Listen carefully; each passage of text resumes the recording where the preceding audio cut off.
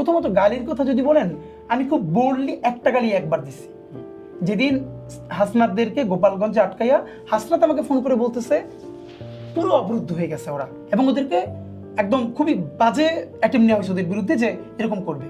আপনি ভাবেন সেরকম অবস্থায় আমি হাসনাতের পলিটিক্স কিন্তু করি না, আমি কিন্তু এনসিপি না, সে বিষয় আসছে। কিন্তু যে কোনো ব্যাপারেই একজন মানুষের সাথে যেরকম এরকম করা হবে তখন আমরা ট্রিগার তো হব। তখন আমি বলেছি, এবং একবার এ নিয়ে আমার কোনো গ্লানি নেই, কারণ হলো এই যে নতুন ভাষায়ন, নতুন রাষ্ট্র, আপনি যে বলতেছেন আপনার জেনারেশন নষ্ট হয়ে গেছে, আপনি কি একবারও বলছেন আপনার বাচ্চাটার সামনে অন্যের বাচ্চা মাইরে ফেলা হইতেছে, আপনার বাচ্চাটা সেই প্রতিবাদে গিয়ে দাঁড়ায় না, এইটাই হলো আপনার বাচ্চা ধ্বংস হয়ে যাইতেছে। আপনার বাচ্চা আপনি মানুষ করতে পারতেছেন না, যে অন্যের বাচ্চা মরে যাচ্ছে সেজন্য সে দাঁড়াইতে পারতেছে না প্রতিবাদে, এইটা কি আপনার ধ্বংস মনে হয় না?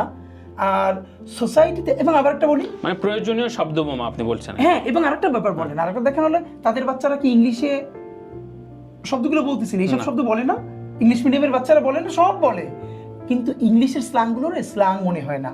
এটা গানটা ভুলে গেছে, ছোটবেলায় এই গানটা অনেক শুনতাম, যে এই বড় লোকের সবই রাইট হয়, গরিব বললে রং, কবিগুরুর প্রেমে পড়লে বাবা মা গর্বিত, আর আমার প্রেমে পড়লে মেয়ে হয় সে নির্যাতিত। মনে হয় গালিগুলো যদি ইংলিশ হয় তাহলে পশ, এলিট, সুন্দর, এগুলো বাংলা হলে বস্তি। তো এই জায়গাটারই আমরা ভাঙতে চাই।